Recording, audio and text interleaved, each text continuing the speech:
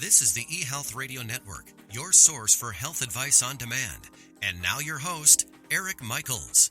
Thanks for joining us once again here on the eHealth Radio Network. This is your host, Eric Michaels. Today we're speaking with Mr. Bob Baxley, the CTO at Bastille Networks, a company that delivers enterprise threat detection through software-defined radio. And Mr. Baxley, thanks for joining us here today on eHealth Radio.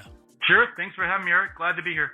Yes, sir. Thanks for your time and for coming out. Looking forward to learning more about Bastille Network. So if you would provide our listeners a background on Bastille and why the company was created. Let's start there. Sure. So at Bastille, we give enterprises visibility into all their radio frequency devices and emitters, the IoT devices, industrial control systems, wearables, other kinds of RF devices. So the idea was if you're an enterprise, you've already got good visibility over all the wired devices in your network. You've got good visibility over the devices that you control or that are on your corporate network, but you have little to no visibility of all these other devices that may have RF interfaces. And that's important because those devices could be transmitting data out of your enterprise, or they could be an ingress point for an attacker to get into your network, get into your enterprise. So at Bastille, we've created these software-defined radio sensor arrays. These are devices a little bit bigger than Wi-Fi access points. And you're putting one every 50 to 100 feet in the grid pattern across your floor plan above your ceiling tiles. And so what it means when I say they're software-defined radio, what that means is that the demodulation is taking radio frequency energy and turning it into ones and zeros and then into packets. That process is all done in software. Your cell phone and your router, those tend to be hardware-defined radios. So your cell phone's got a LTE chip, and whenever you want to upgrade to 5G, you're going to have to go buy a new cell phone that's got a new chip, because that LTE chip is only ever going to do LTE. Software-defined radios, on the other hand, the demodulation that takes you from RF to packets is all in software. In our case, we've written VHDL code that sits on a chip called an FPGA and does the same thing your LTE chip does, but we're doing it for all the radio frequency devices in your space. And as new protocols come out, it's just a firmware update to those sensors to get new visibility. So we're giving you this kind of packet visibility that you've already got on your wired network and your enterprise network for all the radio frequency devices in your space. Another way to think about it is in your wired network, you've got a span port on your network someplace that lets you just dump the raw packets. And then you've probably got something in your security stack that monitors that packet traffic to make sure every device is within policy. We're doing the same thing, but for the RF space. Two other points to make, though. One is we don't see payload information. So we're not seeing, the contents of emails or anything like that. We're only seeing the radio frequency layer 1 and layer 2 traffic. That means that we see things like MAC addresses. We see what protocol the device is on. We may see the manufacturer of the device, but nothing personally identifiable or otherwise sensitive. We're just really telling you the existence of the device and telling you the volume of data that it's pushing around. The other point to make is since you're deploying multiples of our sensors across your space in the grid pattern, we're able to geolocate each one of these devices and emitters in your space and put a dot on your floor plan map for each one of those. So in real time, you can see where all of your transmitting devices are. And then you can rewind time and do forensics and answer questions like, was there a device in this sensitive area at 3 a.m. a month ago? And that can help you cross-correlate with other security events that have happened in your space so that you get a richer and more full picture of how an attacker might have breached your facility. Certainly some good information to kick things off here today. Now, taking that even further, what are some of the pain points in radio frequency that Bastille is addressing? Touch on some of those. So a big one is that you just have no visibility into the devices in your space.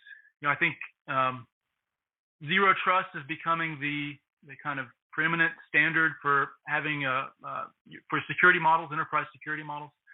The idea in zero trust is that we want to get away from this perimeter-based security. So the legacy security said, I've got a perimeter around my network, and once you're in my network, I trust you. And you can go around my network, you can do basically whatever you want. I'm not really monitoring you. The shift to zero trust says, I can't trust things even when they're in my network. I need to continuously monitor them. I need to make sure they only have minimum privileges that they need. I need to make sure that they're cordoned off from other sensitive parts of my network, so they can't move around, or if an attacker breaches me, they'll only be limited to one kind of firewalled area of my network. So zero trust is the standard today. And without Bastille, you're not able to enforce your zero trust model for all the radio frequency devices. So this is the pain point. You've got this network traffic that you have no visibility into, and you're implicitly trusting that that traffic is all good and within policy. With Bastille, we can give you that visibility and then let you go enforce policies around that traffic. As an example, so we deployed to a data center, and 20 sensors in the data center. The person in charge was sure that there would be no RF devices in this big data center. It had an escort policy. It was a very, very high secure data center. And it turned out as soon as we turned on our sensors, 2 chillers, these are air conditioning units in the data center, had this radio frequency interface called Zigbee, an IoT protocol that operates in the 2.4 gigahertz band.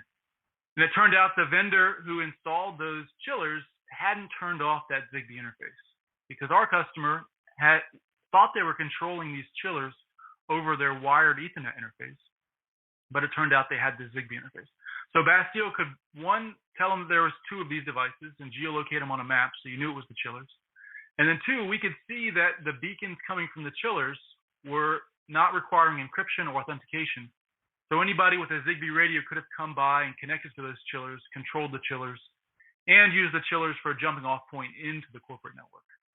Yeah, thanks for that thorough response. That is much appreciated and most helpful as well. Now, how will radio frequency's complexity in the workplace change as workers return based on the devices they bring in and the devices that they may be asked to wear? Touch on some of the details per that question. Well, one of the big concerns with personal wearable devices, especially in sensitive facilities where you're doing secure R&D or a data center or government facility that's doing sensitive work, is that wearable, that personal device the person carries may have been compromised unbeknownst to them, right? You may have gotten a malicious app, or the device may have otherwise been compromised. So if you're bringing in a connected device, connected via cellular or Bluetooth or otherwise, into a sensitive area, you've now, brought the fox into the hen house. And if you don't have visibility of where those devices are and what they're doing and whether they may be exfiltrating data, then you're blind to this threat. So that's the big sensitivity. As people have gotten comfortable working from home, they may be starting to bring more devices to their workplace than they would have had they not worked from home. So I think we're seeing that in our customers, is that as people come back to the office, they're making sure they've got really good RF visibility to understand when people are bringing compromised wearable devices and otherwise RF devices into their space. Certainly appreciate your visit and some of the insights shared already today. We're joined by Mr. Bob Baxley, the CTO at Bastille Networks, a company that delivers enterprise threat detection through software-defined radio. He's joined us here today on eHealth Radio's Healthcare and Health News channels, a part of the eHealth Radio Network. Now, tell us, Mr. Baxley, what are the benefits of using Bastille's technology for zone detection to mitigate the unforeseen new threats from other contract tracing technologies? Well, so, one of the things we can do at Bastille is you can set up zones in your facility. So you may have zones where you've got more permissive device policies, where devices are allowed and they can move around. And you may have other zones, other spaces in your facility where devices are not allowed. So you can zone off these areas and set up device policies.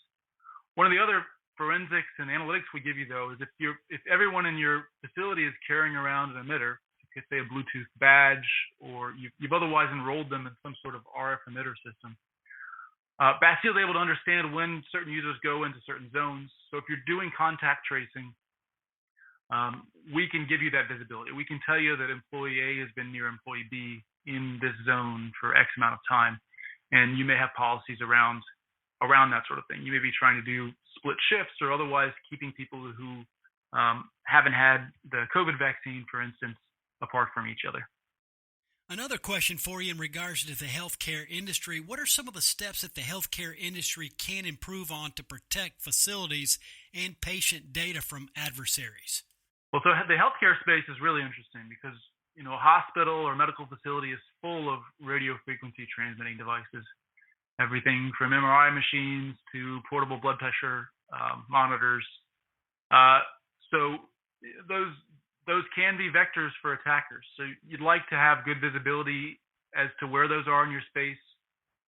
There's inventory kind of tracking use cases where you don't want a sensitive piece of equipment to end up in the wrong space, and you certainly don't want someone to compromise that equipment and use its RF interfaces for nefarious purposes. So the kind of self-serving answer here is you should have RF visibility into all these radio frequency devices in your healthcare facility, and that's one way to shore up your cybersecurity posture. Definitely some good information right there and advice. Thanks for that. As we conclude today, any closing thoughts, a takeaway, a tip, or anything else you'd like to share as we conclude today? Well, I think, it's mostly for these wearable devices and for phones, you should definitely be very careful about what kind of apps you download. There's all kinds of apps that seem innocuous if they're not from a verified vendor, a big tech company.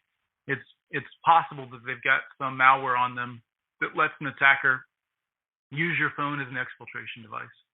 So be careful out there with the kinds of devices and have good cyber hygiene. Mr. Baxley, really appreciate all the insight and information shared here today on behalf of Bastille Networks and what you do in this space as well. Where can listeners get more information on Bastille Networks, and how could they be in touch as well? So you can check out Bastille.net, and we've got a dozen or so webinars. So if you want to dig into any of the aspects of what I talked about today, we've got webinars and white papers and all kinds of content that you can check out there. And certainly an added resource as well. Again, folks, it is Bastille.net. Mr. Baxley, all the best. Thanks so much for joining us here today on eHealth Radio. Thanks so much. Thanks, Eric. Great being here. And you're more than welcome anytime. We've been speaking with Mr. Bob Baxley, the CTO at Bastille Networks, a company that delivers enterprise threat detection through software-defined radio. And for all the details, visit Bastille.net. And again, this has been your host, Eric Michaels, and we do thank you for your continued support of the eHealth Radio Network. Join us again soon for another episode that will help further expand your knowledge on those things that are important to your health and wellness. For more eHealth Radio reports, we invite you to visit our main radio channel site at eHealthRadioNetwork.com. And as always, we do thank you for tuning in. Thanks for tuning in to the eHealth Radio Network. For more information or to subscribe to this podcast, visit eHealthRadioNetwork.com.